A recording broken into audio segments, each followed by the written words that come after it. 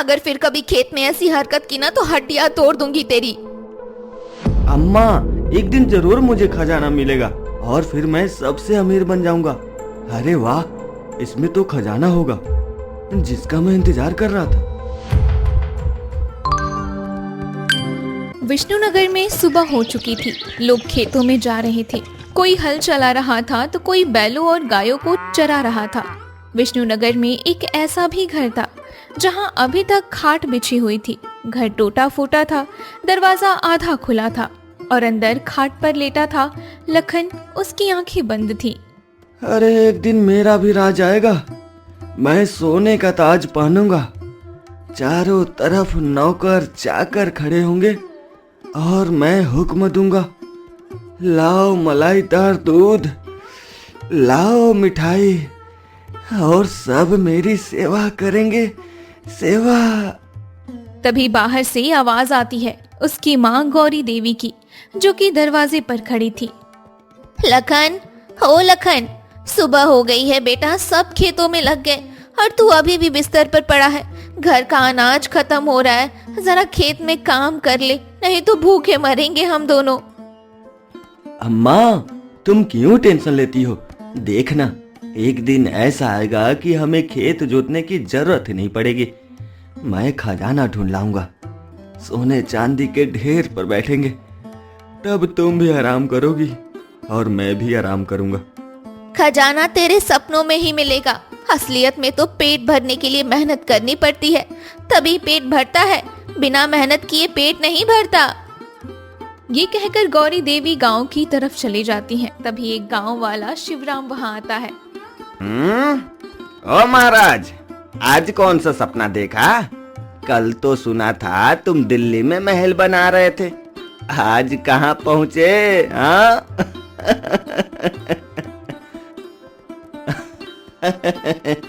अरे शिवराम, आज तो कमाल का सपना देखा। एक सुनसान कुएं से मैं सोने से भरा घड़ा निकाल रहा हूँ और फिर मैं बहुत बड़ा आदमी बन गया हूँ और एक बड़ी सी कुर्सी पर बैठा हूँ। भाई, तेरे सपने तो बहुत बड़े बड़े हैं, तेरी तो अलग ही एक सपनों की दुनिया है, लेकिन एक हकीकत तुझे मालूम नहीं है, और वो हकीकत ये है कि बड़े बड़े सपने देखने से पेट नहीं भरता, और दूसरा, अगर तू ऐसे ही घर में पड़ा रहेगा और मेहनत नहीं करेगा तो एक दिन तुझे बहुत कष्ट उठाना पड़ेगा। अरे तू जा यार, सुबह सुबह दिमाग मत खराब कर। शिवराम वहां से चला जाता है। तभी पास में रामधन काका गुजरते हैं। रामधन काका गांव के सबसे समझदार व्यक्ति थे। लखन बेटा, सपने देखना बुरा नहीं है, पर सिर्फ सपनों पर जीना जिंदगी को बर्बाद कर देता है। मेरी बात मान तो जा अपने खेत में काम कर। देख, तेरी माँ अकेले ही खेतों में लगी रहती है। काका, आप पुरानी बातें करते हो। आजकल तो किस्मत ही सब कुछ है।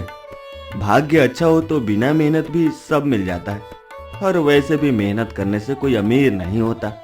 भाग्य उन्हीं का साथ देता है जो मेहनत करते हैं। ये कहकर काका भी वहां से चले जाते हैं। लखन फिर बिस्तर पर लेट जाता है और बाहर खेतों में लोग पसीना बहा रहे थे और अंदर लखन अपने ही ख्वाबों की दुनिया में खोया हुआ था। एक दिन मेरा भी समय आएगा और तब पूरा गांव देखेगा। ऐसे ही समय बीत जाता है। लखन अब तक बिस्तरों पर लेटा हुआ अपने सपनों में खोया हुआ था। उसकी माँ गौरी देवी खेतों में काम करके घर लौट आई थी। अरे ओ बेशरम नालायक, शाम होने को आई है और तू अभी तक यहीं पड़ा है। तुझे तो शर्म भी नहीं आती। तेरी बूढ़ी माँ अकेली ही खेतों में काम करके लौट आई। एक बार भी तूने सोचा नहीं कि अपनी माँ को देखाऊं और थोड़ा बहुत काम में हाथ बटा दूं? अम्मा, खेत खलिहान गरीबों का काम है। मैं तो सोच रहा हूँ बस थोड़ा सब्र और जल्दी मेरे हाथों सोने का खजाना लगेगा। फिर तू भी देखना, हम महलों में रहेंगे, नौकर चाकर होंगे। बस कर, पेट भरने के लिए खेत जोतना पड़ता है। बड़े बड़े सपने देखने से रोटी नहीं मिलती। ये गांव वाले तेरा रोज तमाशा देखते हैं और मजाक उड़ाते हैं, तुझे तो बिल्कुल फर्क नहीं पड़ता है। इतने में शिवराम वहाँ से गुजरता है। अरे चाची, तुम्हारा बेटा तो बड़ा राजा है। देखो ना, खेत में हाथ नहीं लगाएगा और कहता है बहुत बड़ा आदमी बनूंगा। ओ शिवराम, मजाक उड़ाने की जरूरत नहीं है। मेरा बेटा एक दिन सुधर जाएगा। हाँ हाँ, सुधरूंगा क्यों नहीं। जिस दिन खजाना मिल जाएगा उस दिन पूरे गांव को दावत दूंगा। सबसे पहले तुम्हें ही सोने की थाली में खाना खिलाऊंगा। शिवराम ये सुनकर जोर जोर से हंसने लगता है। शिवराम को हंसता हुआ देख गौरी देवी गुस्से में आ जाती है और उसे गुस्से से देखने लगती है। गौरी देवी का गुस्सा आता देख शिवराम जल्दी से वहाँ से चला जाता है। लखन बेटा, थोड़ी बहुत मेहनत तो किया करना, तभी तेरे बड़े बड़े सपने सच होंगे। नहीं तो बस तू ऐसे ही सपनों में खोया रहेगा नालायक। ऐसे ही कुछ दिन बीत जाते हैं। दिन का समय था, धूप तेज पड़ रही थी। गौरी देवी अपने खेत में सब्जियां लगा रही थी। तभी लखन वहां आ जाता है और खेत के चारों तरफ देखने लगता है। अम्मा ने जहाँ ये सब्जियां लगाई है वही तो खजाना दबा होगा। मैंने देखा था, गांव के रघु काका के खेत में भी खजाना निकला था, वह भी सब्जियों के नीचे। और वैसे भी खजाना अक्सर मिट्टी के नीचे ही मिलता है। अगर मैं सब्जियों को उखाड़ दूं तो जरूर खजाना निकलेगा। लखन जल्दी से सब्जियों को उखाड़ने में लग जाता है। ये देखकर उसकी माँ जोर जोर से चिल्लाने लगती है और कहती है, अरे पागल, तूने ये क्या कर डाला? सारी मेहनत बर्बाद कर दी। इन सब्जियों को बेचकर घर का चूल्हा जलता है। अब मैं क्या करूंगी? तूने इनको ही उखाड़ दिया, नालायक कहीं के। अम्मा, तू चिंता मत कर, थोड़ी मिट्टी खोद कर और देखता हूँ, जरूर कुछ न कुछ निकलेगा। गौरी देवी को बहुत गुस्सा आ जाता है और वो एक डंडा उठाती हैं और लखन की पिटाई करना शुरू कर देती हैं। अगर फिर कभी खेत में ऐसी हरकत की ना तो हड्डियां तोड़ दूंगी तेरी। अम्मा, एक दिन जरूर मुझे खजाना मिलेगा और फिर मैं सबसे अमीर बन जाऊंगा। अरे वाह, इसमें तो खजाना होगा जिसका मैं इंतजार कर रहा था। ऐसे ही समय बीत जाता है। एक दिन गांव के तालाब के किनारे लखन को एक पुराना संदूक मिलता है। वो खुशी से चिल्ला उठता है, अरे वाह, अरे वाह वाह वाह वाह, इसमें तो खजाना होगा जिसका मैं इंतजार कर रहा था। अब तो मेरी किस्मत बदलने ही वाली है। हाँ। लखन संदूक को अपने घर ले जाता है और उसे अपने आंगन में रख देता है। लखन के पास संदूक देखकर गांव वाले भी इकट्ठे हो जाते हैं और उसकी माँ भी घर से बाहर निकल कर आती है। क्या है इसमें लखन? अम्मा, अब तेरा बेटा राजा बनने वाला है। वो हड़बड़ी में संदूक खोलता है। सब हक्के बक्के रह जाते हैं क्योंकि अंदर बस बड़े बड़े पत्थर भरे हुए थे। अरे देखो देखो, लखन का खजाना तो पत्थर निकला। हे भगवान, कैसा नालायक बेटा दिया है। पूरे गांव में हमारी इज्जत मिट्टी में मिला रहा है। हंसो मत, ये पत्थर जादुई है। कल तक ये सोना बन जाएंगे, बस थोड़ा इंतजार करना होगा। गांव वाले जोर जोर से हंसते हैं और चले जाते हैं। गौरी देवी गुस्से से घर में घुस जाती है। अगले दिन चौपाल पर गांव वाले बैठे थे। लखन वहां आता है और अपने बड़े बड़े सपने सुनाना शुरू कर देता है। सुनो गांव वालों, जब मुझे खजाना मिलेगा तो मैं यहाँ पक्की सड़क बनवाऊंगा। हर घर में पानी की हौदी होगी और मेरी बहुत बड़ी हवेली होगी। इतनी बड़ी हवेली कि सभी देखकर हैरान रह जाएंगे और मैं उस हवेली का राजा होऊंगा। और हमें उड़ने वाली नाव भी देगा क्या? नहीं नहीं, ये तो कह रहा था कि सबको सोने की थाली देगा।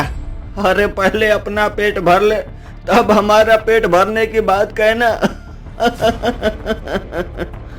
गांव वाले जोर जोर से हंसने लगते हैं। लखन वहां से अपने घर वापस आ जाता है। हंसने दो सबको, ये सब छोटे लोग हैं।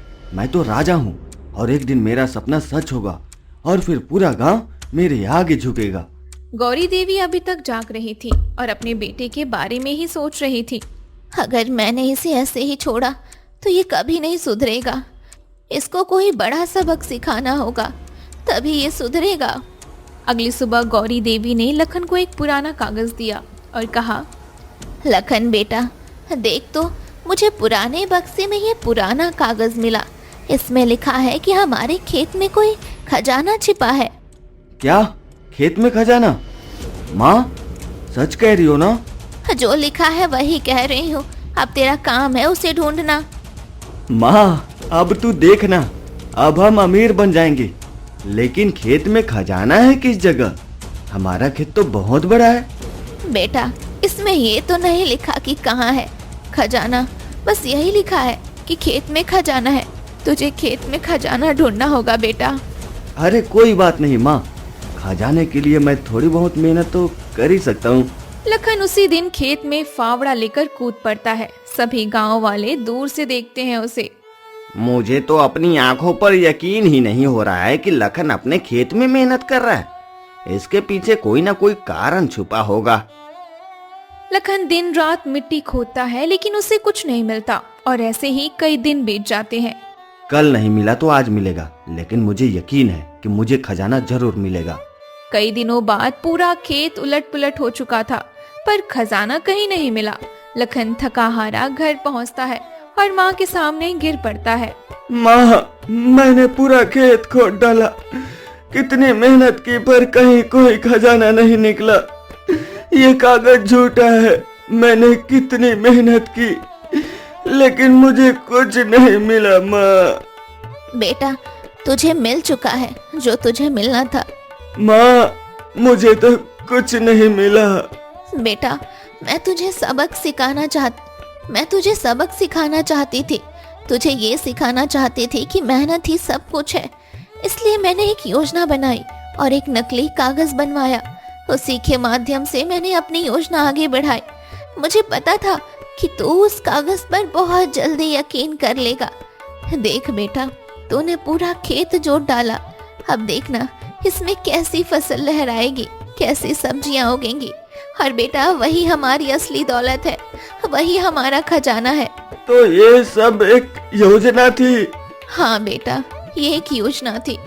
सपने देखना बुरा नहीं, पर सपनों को सच करने के लिए पसीना बहाना पड़ता है। बिना मेहनत के कोई खजाना नहीं मिलता और ना ही कोई व्यक्ति अमीर बनता है। हाँ अब तूने बात कही ना सही, अब तुझे अपने बेटे कहने पर मुझे गर्व होगा। सपने तभी पूरे होते हैं जब उनके पीछे सच्ची मेहनत की जाती है। असली खजाना हमेशा हमारी मेहनत में छिपा होता है।